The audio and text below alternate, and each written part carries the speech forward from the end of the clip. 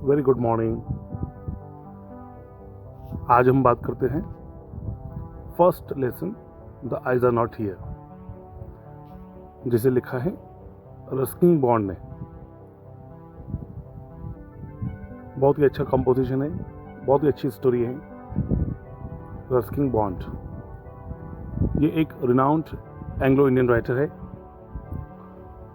इनका जो जन्म हुआ था वो हुआ था कसौली, हिमाचल प्रदेश, इंडिया में in 1934। He grew up in Jamnagar, Dehradun and Shimla. अपने करियर में इन्होंने बहुत सारे essays, novels, story books, children के लिए बुक्स, बहुत सी चीज़ें लिखी हैं।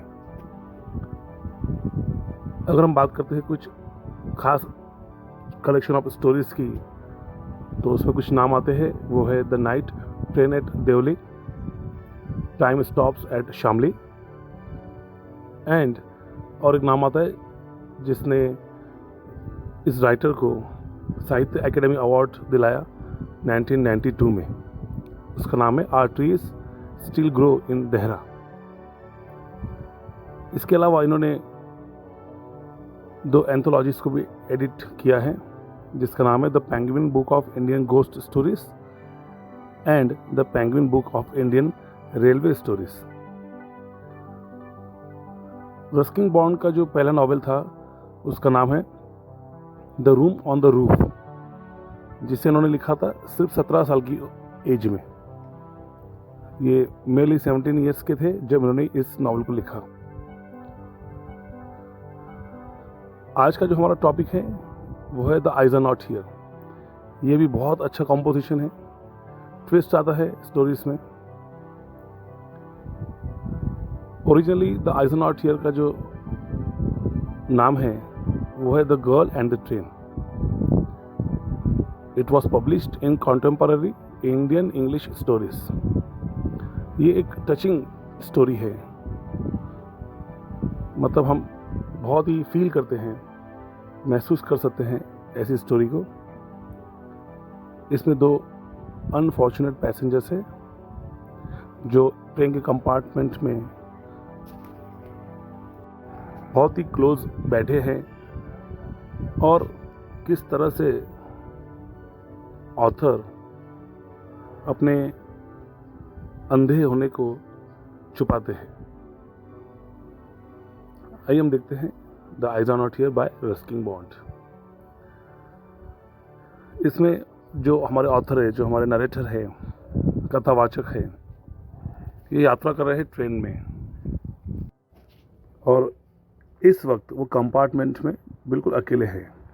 रोहाना तक वो बिल्कुल अकेले हैं, लेकिन उस स्टेशन से एक लड़की, one girl, boarded the train में चढ़ती है। उसे जो छोड़ने आए हैं उसके पेरेंट्स हैं और उसके जो पेरेंट्स हैं वो उस गर्ल को बहुत सारे इंस्ट्रक्शन देते हैं कि किस तरह से अपने चीज़ों का ख्याल रखना है, खिड़की से बाहर नहीं झाँकना है, हाथ में निकालना है बाहर, अजनबी से बातें नहीं करनी है। ऐसे बहुत सारे इंस्ट्रक्शंस उसे दिए जाते हैं। अब उसे सी ऑफ करने के बाद वो पेरेंट्स वहाँ से चले जाते हैं और ट्रेन चल पड़ती है आगे। राइटर को, हमारे नरेटर को महसूस हो जाता है कि कोई लड़की ट्रेन में चढ़ चुकी है।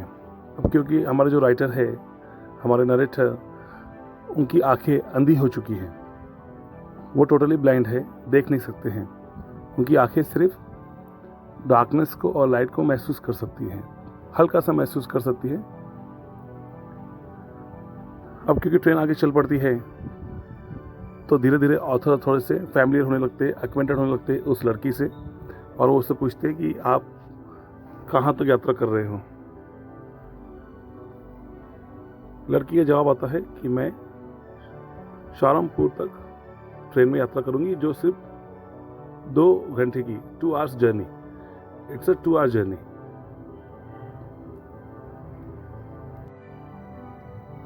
अब ऑथर सोचते हैं, नरेटर सोचते हैं कि उन्हें ये बात छुपानी है कि वो अंधे हैं। वो प्रिटेंड करते हैं कि वो सब देख सकते हैं, वो अंधे नहीं हैं। ऐसे वो कुछ ट्रिक्स करते हैं, ऐसे कुछ प्रिटेंस करते हैं कि वो आंखों से अंधे नहीं हैं। धीरे धीरे ट्रेन आगे बढ़ती है और ऑथर कुछ और फैमिलियर होने लगते हैं। वो बात करते हैं कि आप कहाँ तक जा रहे हो। देन गर्ल उनसे पूछती है कि आप कहाँ तक यात्रा कर रहे हो। ऑथर बोलते हैं कि मैं देहरा जा रहा हूँ, वहाँ से मसूरी जाऊँगा। फिर बातें होती है मसूरी की, मसूरी में कौन सा समय अच्छा है विज़िट करने का।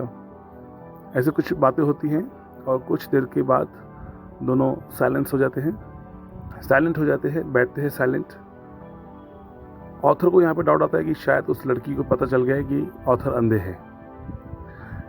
लेकिन अगले ही पल जब वो लड़की उनसे पूछती है कि आप खिड़की के बाहर क्यों नहीं देखते, अच्छा नज़ारा है, तब ये डाउट ऑथर का दूर हो जाता है और वो खिड़की के बाहर देखने का बहाना करते हैं।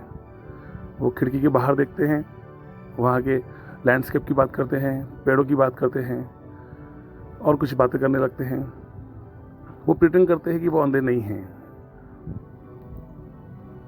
फिर थोड़ी देर के बाद वो उस लड़की की तारीफ़ करते हैं। वो बोलते हैं कि आपका जो फेस है वो बहुत ही इंटरेस्टिंग है, you have an interesting face. लड़की को ये बात सुन के अच्छी भी लगती है, अच्छा रिमार्क है, क्योंकि उसने आज तक ये रिमार्क नहीं सुना है।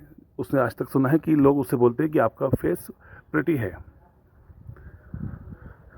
राइटर को उसकी आवाज़ मीठी लगती है। वैसे तो राइटर कहते हैं, नरेटर कहते हैं कि मुझे ट्रेन में 2 घंटे बैठना बहुत बोर होता है, क्योंकि उसकी लड़की की आवाज़ इतनी प्यारी है, इतनी मीठी है कि वो उसे सुनने के लिए ट्रेन में ज़्यादा समय बैठ सकते हैं। ट्रेन आगे बढ़ती है।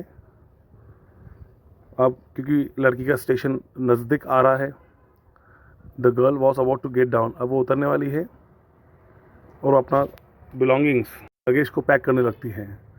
वो ऑथर के बहुत नज़दीक खड़ी है, उसके बालों की जो अच्छी सेंट आ रही है,